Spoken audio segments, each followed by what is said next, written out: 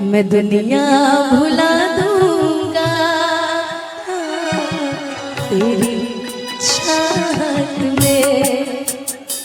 कि तेरा साथ छूटा ये वादा जो टूटा मैं खुद को मिटा दूंगा तेरी। इतने सारे लड़के गा रहे हैं आपके लिए, बाप रे बाप, लेकिन कि समझे न पानी ना अरे असली इरादा कि रूपा के जाल में धरा गई निरादा कि समझे न पानी अरे असली इरादा कि रूपा के जाल में धरा गई दादा कि केहू के रुबावल हर बहुत बात रखे कि केहू के रुबावल बहुत बात रखे रुआ के हंसावल बहुत बात होला सनहिया लगावल बहुत बात रे नजरिया चोरावल बहुत बात हो। मैं कहीं भी रहूं ऐ सनम मुझको है जिंदगी की कसम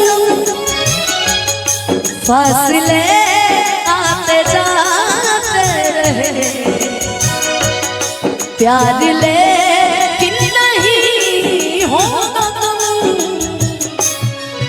भोजपुरी में पवन जी ने अगर सुनिए जो तेरे नाल पे सनहिया लगावल गाया तो खेसारी भैया ने भी गाया है ओ नजरिया चुरावल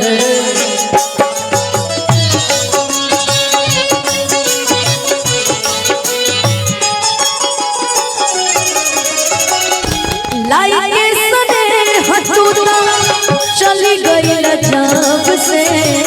सूरज के घाम देखो नीला ताप से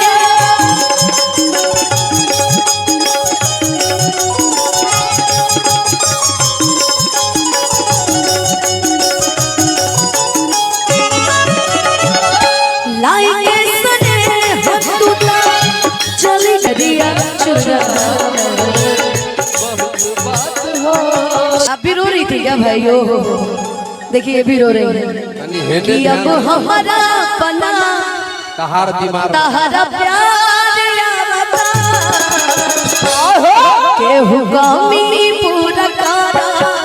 हमारा भोल ना तोहर गावता लागे मिल गए पतो सर कोनो यार अब भोल ना तोहर गावता।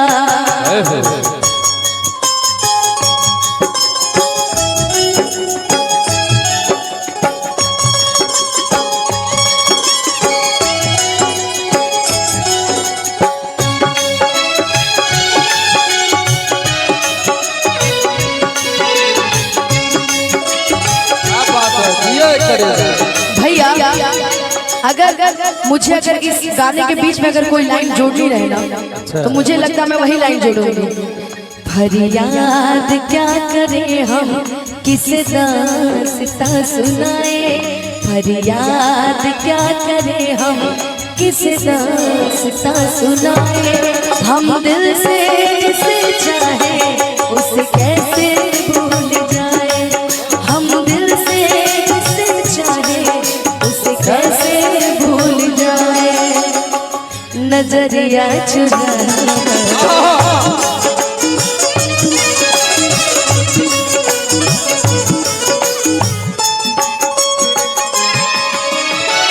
देखी देखी उनके अब तक हंसता जमाना जैसे भैया रुक जाइए जैसे अभी आप रो रही थी ना तो ये लोग हंस रहे थे सभी लोग कि देखी देखी उनके अब तक हंसता जमाना कि पागल समान होके भइनी दीवाना, केहू के रोबावा बहुत बात रखे, केहू के रोबावा बहुत बात रखे, रोआ के हंसावा बहुत बात होला, सनहिया लगावा बहुत बात रखे,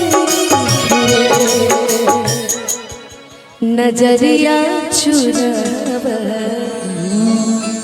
बहुत बात होला। भाई मुझे थोड़ा सा ही आता है वो गाना कि आखिरी के दवाइयों ना भेटाता, छान छान आई हो दादा जान गाब जाता, ई मोहब्बत बेचाता हाय बाजार में।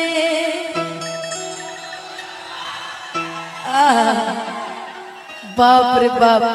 जोर तोरा पिलुआ परी जो है, इतनी अच्छी लड़की है, हम समझ सकते हैं आपका रोना, ये रोना जायज नहीं होने देंगे। उसके पास जाकर के बोलेंगे कि सुनो तुम छोड़ दिया तो क्या हुआ है, हम अपनी जिंदगी में खुश, हम अकेले भी अपनी जिंदगी जी सकते हैं, हम पहले भी काम करते थे, हम आज भी काम कर रहे हैं, तुम्हारे रहने न रहने से हमें हमारी जिंदगी में कोई फर्क नहीं पड़ता है। कोई तो लड़का होगा ना